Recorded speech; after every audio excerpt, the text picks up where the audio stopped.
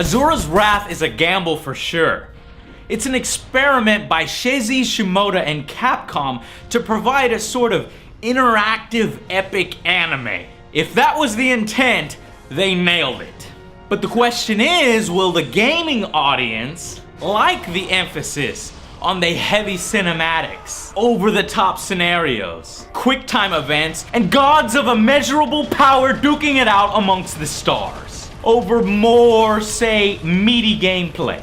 Well, it's a good thing then that what you are watching here is freaking insane. I was enthralled the entire time. There are just so many crazy moments of pure visual badassery. Warriors of Shinkoku, our long struggle against the Goma shall come to an end tonight. Powerful demigods, purge our world of the impure Goma.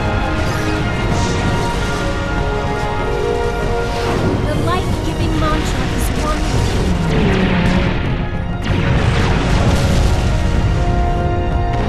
I'm surprised that my own brain didn't burst into flames just from watching.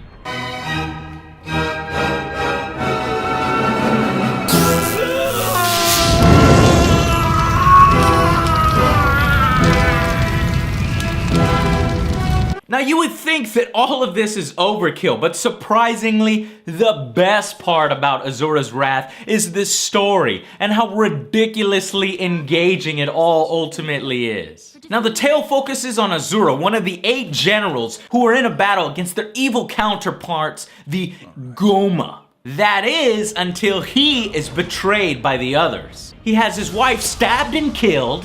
Save her. I will. Save your strength.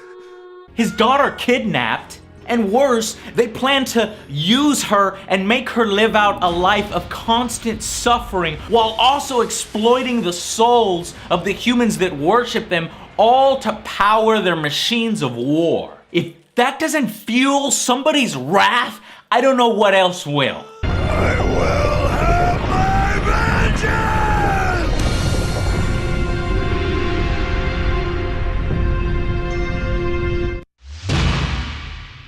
Now, being a demigod, though, has its benefits. Asura's power comes from his absolute, pure anger. One could truly say that he walks a very dangerous path. I can feel your anger. It gives you focus, makes you stronger. Only through me can you achieve a power greater than any Jedi. Now, as his rage builds and the story unfolds, his power levels increase exponentially.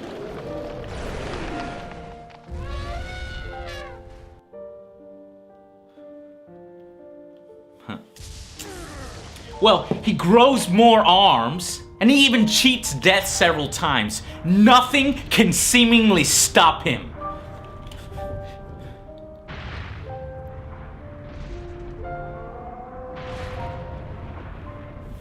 Vegeta, what did you say his power level is? It's over 9,000! 9,000?! There's no way that could be right! I really dig what they've created here. The factions, the ship designs, the characters. Fusing Asian mythology with sci-fi and hint of Buddhist inspirations.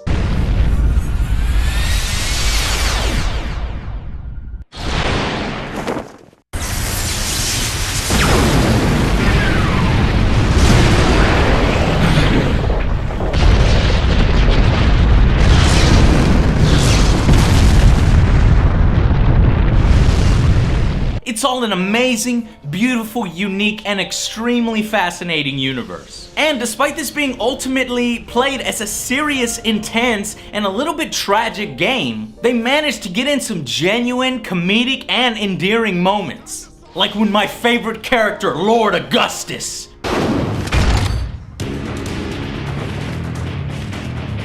Let's see how you do against your own master.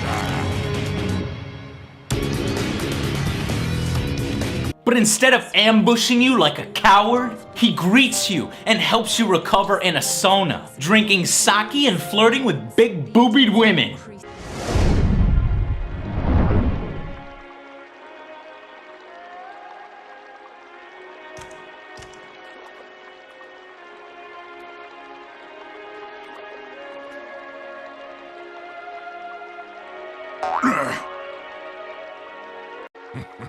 That is what it means to live.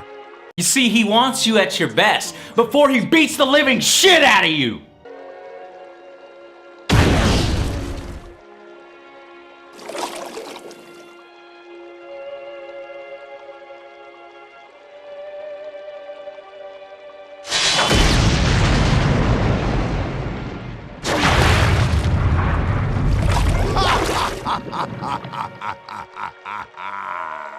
Asura's Wrath's gameplay can be best described as 3 parts Dragon's Lair, 1 part Devil May Cry, with a little bit of Dragon Ball Z sprinkled in. Unfortunately, perhaps you won't feel like you're playing with your controller as much as you should be, considering what's going on screen. And when you do in these simplistic melee sections, you'll pummel things to dust with your fists, your blast attacks, and an occasional super attack. All as you become angrier and angrier and angrier until you unleash it all in a burst mode. This basically ends that section and progresses the battle to the next scene with this cool, flashy, quick-time animation event designed to visually impress, and it does. The game also has some of the most beautiful music I've ever heard. From the epic space opera choral tracks to Yasa's rock-infused western theme.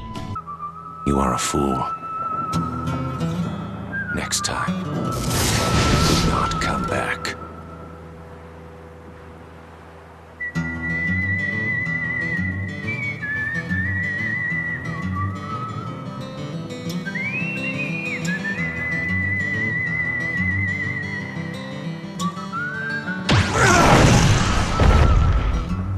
I look forward to every text exposition in between chapters just for that beautiful theme music. The game has this very episodic nature. It was intended really to be built exactly like a television series, with opening and ending credits. Hell, there's even commercial breaks.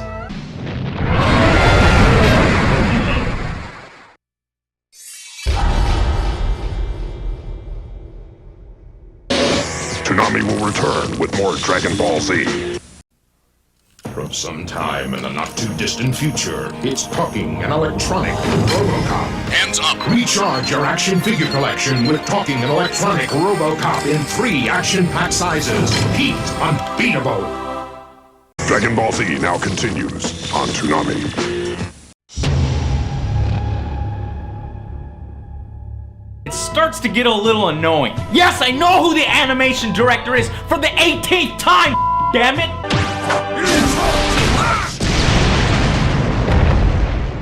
How pitiful.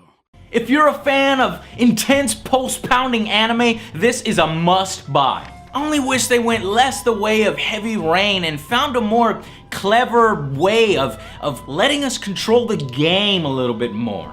Don't get me wrong, it's not all pointless QuickTime events. It's just, in my opinion, those game sections need to be expanded on. Maybe even give the genre a complete makeover. Turn it into a full-blown third-person action game with plenty of cutscenes, or maybe even an RPG. This conversation is over! You will not interfere! You can beat the game in about 6 to 7 hours. So again, it's on the short side. But it's well-paced and there doesn't seem to be any unnecessary filler. Best of all, it does have a satisfying ending to the game. There's also a hidden episode with an alternate ending that you have to earn by getting an S rank on at least 5 episodes. Alternate endings are, in my opinion, always the best kind of hidden unlockables, but there is the normal concept art and the like as well. Now, 2 DLC episodes have already been confirmed, and these have a more anime style. They explain some events that took place in between chapters. They also announced an upcoming new fight mode where Ryu shows up to challenge Azura. So there's plenty of post-game support on its way. Now, I've struggled on how to rate this game in my final verdict. For me, I loved the experience. The mythos, the story, the characters, the visuals, the soundtrack, really everything. But the actual gameplay, and of course its relatively short length, it leaves me with really mixed feelings. If this is supposed to be a game instead of an anime box set, shouldn't there actually be a little bit more game to it? Or has Heavy Rain proved that games like these have a place in the industry? For me, the gameplay is still the most important aspect of a game. So on that, I have to rate Asura's Wrath a 6 out of 10. It is a decent game, but in a surprising move for those of you that think 6 out of 10 is absolute utter shit, it's not. I am issuing it my badass seal of approval. What? Well, for as much as I want to bitch and get angry about Asura's Wrath, I cannot deny how much fun I had and how big and evil my shit-eating grin was the entire time I was playing. It may not be as safe of a recommendation as my other seals. It's one of those you either hate it or love it. But for me, it was one hell of a ride and well worth the price of admission. But if you're not so sure, you can always play the demo or rent the game. It's got no online pass to speak of. But for the mythos, the world, the music, the characters, this is one game that I am happy and proud to stand behind and support, with the hope that the developers will add more game and gameplay elements in future installments. Are you listening? Capcom, are you listening? Probably not. Quite simply, this is one of those games that you need to play for yourself. Until then, I'll see you guys on the next Angry Joe Show. Vegeta, what did you say his power level is? Down, down, down, down, down, down, 9,000.